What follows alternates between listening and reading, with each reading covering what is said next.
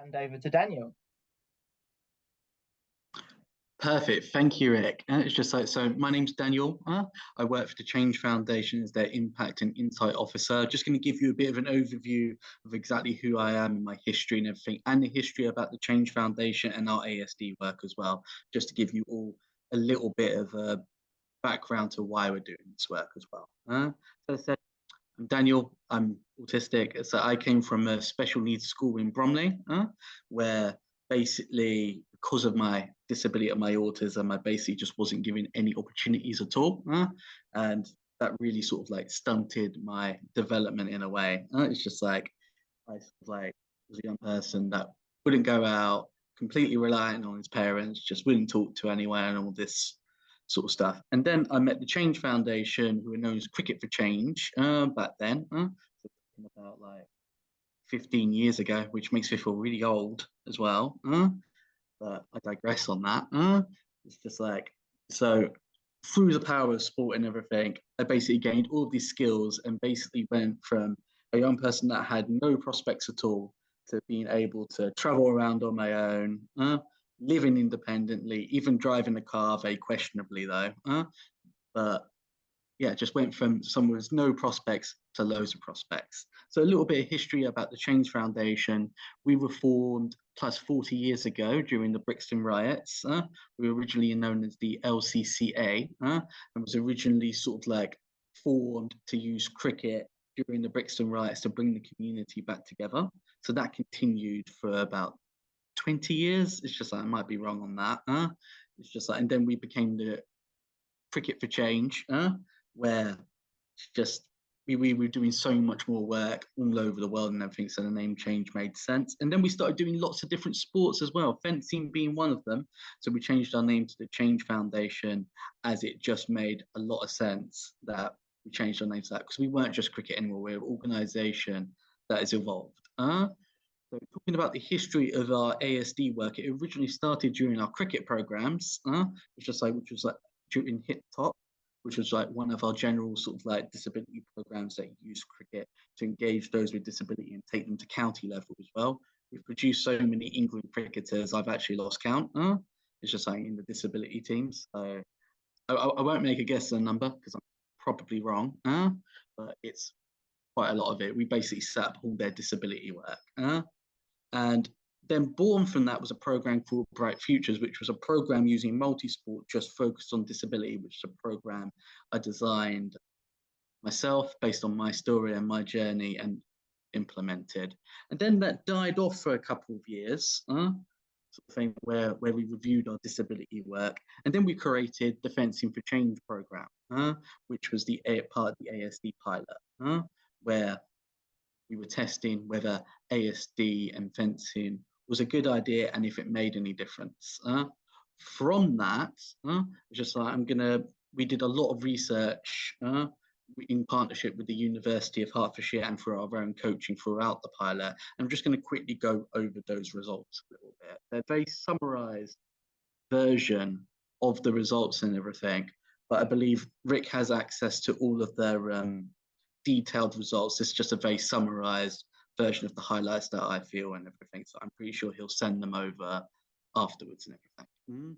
So from our mix of like coaches' observations and using sort of like the research from University of Hertfordshire, we determined that using fencing as an intervention was a great catalyst for helping those with ASD in general. And everything. So there's a few little focus points that we have from that. So one of them was empathy development. So through the pilot and experiencing the pilot firsthand and everything, the young people either had no empathy at all or way too much of it. And we found very much that was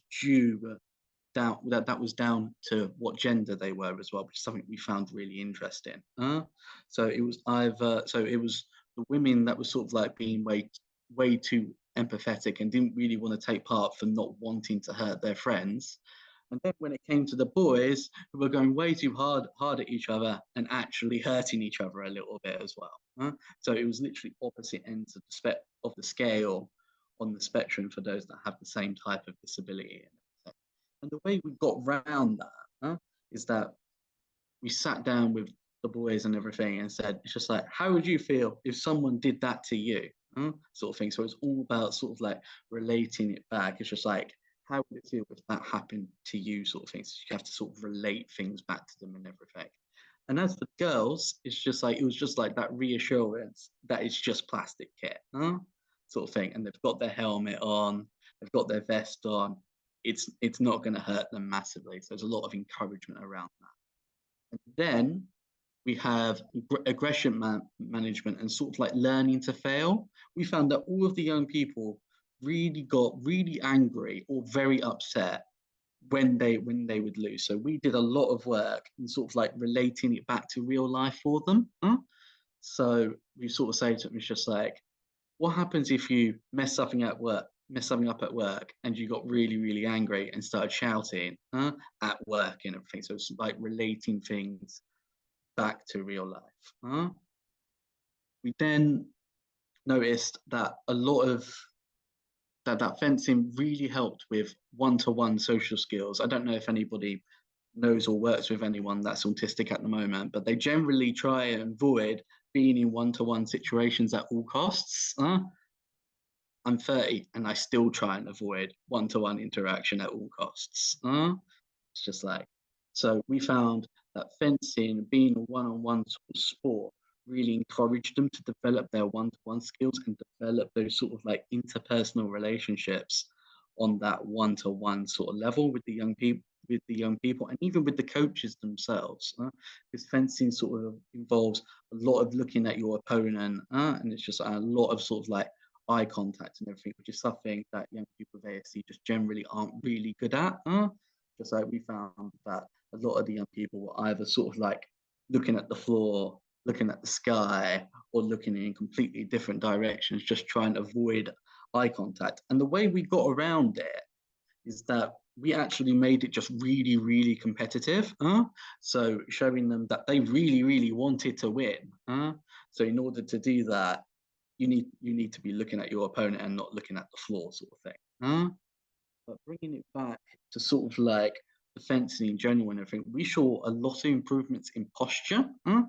As I said, it's just like a lot of young people with ASD typically tend to be either gamers or sort of like artists, sort of thing. It's just like, and I know that is very much a stereotype, and I'm going to contradict myself later by saying get rid of stereotypes, but it is also kind of true a little bit at the same time. That the young people hunch over a little bit, they get bad backs because of that. And we found through the 12-week intervention, through fencing and everything, we saw dramatic improvements in posture, even just from standing up tall instead of sort of like a slump sort of thing. So that was like a massive change that we saw. And one thing that we found really interesting was the development in motor skills, particularly differences between genders as well. So we found that the males were very good in some aspects, but the women were better than them in other aspects and everything, which we found really, really interesting, especially when it came to stuff like hand-eye coordination and everything. That's just something we found really, really interesting. But I move on to what's next for the pilot as well. So from all of our learning from our pilot, the next steps for like the Fencing for Change program is that with the new funding we have through all of the pilots and all the testing we've done, all the evidence that we've gathered, is that we're starting new eight fencing clubs all around London using a new sort of 24-week structure that focuses on the following themes. So developing relationships and communication skills with other young people and their coaches and their families as well. Connecting in saw play and understanding the impact of actions on others through learning and understanding the values of fencing as well. So that respect for each other as well. Improving hand-eye coordination, sort of like feet coordination, which I'm pretty sure isn't actually a thing. I'm pretty sure it's called something else. And balance. Improve their control and discipline through their sort of like fine and gross motor skills, develop their ability to control and understand new situations, environments, and ideas. And as part of this, we're also developing a coach's training course with British Fencing as well, around working with those with ASD in the sector and making all these training courses more inclusive of that as well. As part of the pilot as well, we also want to develop relationships with local fencing clubs to get the young fencers that are really enjoying fencing to progress into those clubs as well. So the last thing we want is at the end of that 24-week intervention, when they've really, really enjoyed themselves, to just sort of fall off of it completely and everything. That's the one thing that we just sort of don't want, sort of thing. So from that, I have some tips and tricks for coaching neurodiverse participants, those with ASD, ADHD, and so on and so on and so on.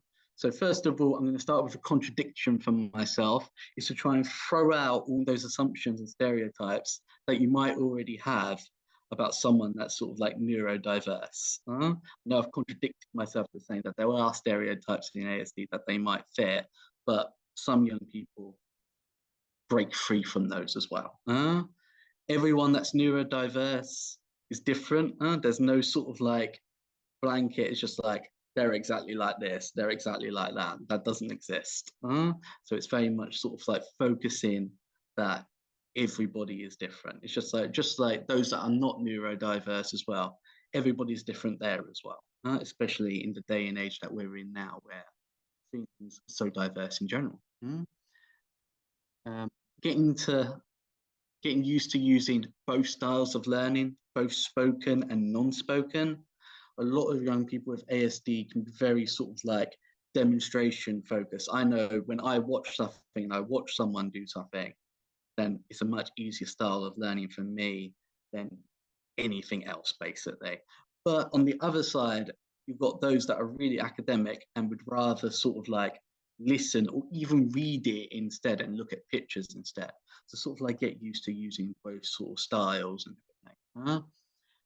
Keep instructions simple. Don't overcomplicate things. I'm very much someone that overcomplicates everything. My assistants always say to me, it's just like, keep it simple a little bit, accurate instructions. I normally try and give like 3 sort of like points sort of thing. That's what I normally focus on, is 3 things at once. And then anything more than that is just too much. It's just too overwhelming. Also, repetition is key as well and everything. You might spend a couple of sessions working on the same thing over and over again until they get it, sort of thing. So repetition is very much key. The way I sort of like explain ASD and sort of like neurodiversion in general, typically mainly with ASD, is that I treat it like a light switch. So when you have ASD and if you're diagnosed with ASD later in life and everything from birth, because ASD is something that develops over time. It's not something you're sort of like born with. You're sort of diagnosed as like a later age. There's been so many stories where a baby's been like completely, and I use in quotation marks, normal, but then they've shown these signs later in life and everything. And I describe it a bit like a light switch, where it sort of like switches and you kind of need to build these neural pathways all over again, sort of thing. So that's kind of how I demonstrate it, sort of thing. But there's loads of different ways that people use to demonstrate that and everything. And everyone's still very unsure about the whole causes of that and everything. But I think that's the best way of sort of like explaining that. Try and limit the words like it's raining cats and dogs for young people with ASD and those that are neurodivergent as well. This is mainly on the ASD side, is that they'll take it literally and they'll start looking for like the cats and dogs outside and think about, oh, why are the cats and dogs not raining outside? So it's getting rid of that sort of language, keep it simple and keep it to the point, and say what you actually mean. So instead of saying that, maybe just say it's raining really heavily outside instead of it's raining cats and dogs. Another thing is don't make promises that you're not going to keep for them. I've made this mistake loads in my life where I've said, oh, this is going to happen next week, and I've not kept that promise. And there's young people that I was coaching 10 years ago that I speak to, and they still bring that up. So it's very much sort of like, don't make promises if you can't keep it, sort of thing, because they'll remember it and they will never let let you live it down. But alongside all these things that I've told you, sort of like you should be doing and not to do in everything, it's just like through like the Fencing for Change program, we try and challenge some of those things for the young people as well. So don't be afraid to push their boundaries a little bit. As we all sort of like know, with sports people and everything, sport could be a great catalyst for learning skills for life. And we should sort of use sport when we're working with those with ASD, when we've got to know them, to challenge some of their ways, to help them develop skills for later life. And I won't lie to you, sometimes, actually all the time, they're going to push back at you and it's not always going to go so well and everything. But as coaches and everything, we have the best interests in heart for them and everything for the future. So it's sort of like picking your battles sort of thing. It's just like, don't let them sort of like walk all over you, and you don't need to make all of these adaptations and everything. You just need a little bit of understanding of why they're like that, but also try and change it at the same time and everything. So I use a lot of this in my sessions where I'll make bad decisions on purpose, just to see how they will react to it and everything, and then bring learning out from it. Like for instance, if they're very angry about it, sort of relating it back, it's just like, but you can't do that in a job. It's just like, so why are you doing it right here, sort of thing? And it's bringing that learning, and that takes a long time. And just like that, it takes years of work for someone with ASD, or that's neurodivergent, divergent. I can't say that word for some reason, to actually get that in everything. And another thing is very much using sarcasm. I use sarcasm constantly in my sessions, and at the start, they have no idea what I'm talking about and don't get it at all of why sarcasm is so important to actually learn how to do. But through time of using sarcasm and encouraging them to use sarcasm, they then get it, and then they can use it themselves and everything. I've had so many young people use sarcasm on me during sessions because they've developed the skill on how to do that and everything. And let's be honest with ourselves, in sort of like life, there's thousands of sarcastic people out there. Actually, I guarantee everyone in this room has probably been sarcastic at one point. Let's all sort of like be honest with that. And it's important for them to be able to learn as well, because they can learn how to do it. And when they do learn how to do it, they're then more prepared to go out for sort of like later life and everything. And it can really set them up to go out into the wider world and set them up for success as well. And I've spoken a lot quicker than I thought I was going to, and we're all ready to questions and everything. So I'd like to open up the floor to any questions that anybody may have. Thanks so much, Daniel. And we're okay to be prepared for being a bit fast. You know, we got given the hour and a half, but we don't have to use it all, of course. One question that I think everyone is going to want to hear from you, because I remember a conversation we had a couple of months ago when we were talking about it. A lot of time, kids with neurodiversity, sensory issues, try and pull their masks off when they're fencing, which of course can be very dangerous and quite a huge health and safety risk. And what did you guys do when you were running the sessions to help the participants understand the importance of keeping the mask on, how to get comfortable with using the mask, those sorts of things? So, as I sort of like said at the start and everything, everyone with ASD, and that's neurodivergent, I can't say the word, is very, very different and everything. So they're all going to go sort of like progress at different levels. So we had some sessions where they got used to the mask instantly, and some where it took a good like 3 weeks and everything. And the way that we got around it is that, first of all, for the first session, we didn't even use the helmets. We didn't use any sort of fencing equipment at all. We just sort of got them learning the ideas of footwork, and how to lunge and everything, and how to retrieve without any equipment at all. Just get the idea of fencing, because it's already a change for them doing a new sport. We we don't want to overwhelm. So sort of like just getting them just to learn without any of that kit to begin with. As I said, some progressed really quickly and some got to it straight in the first session because that's what they were like. But as for the taking off the helmets and everything, it's sort of like reasoning with them a little bit at first. It's just like, this is why it's on. This is why it's important, and being very direct about it. If you don't have this on, you're going to get your eye poked out, and being sort of like really efficient with it. And then on top of that, we would just do things in the helmet that weren't fencing related at all.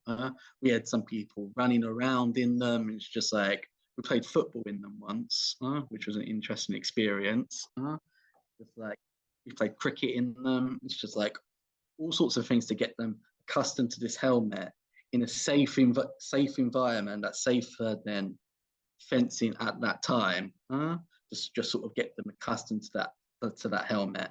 And it's also sort of like setting rules and boundaries with them as well.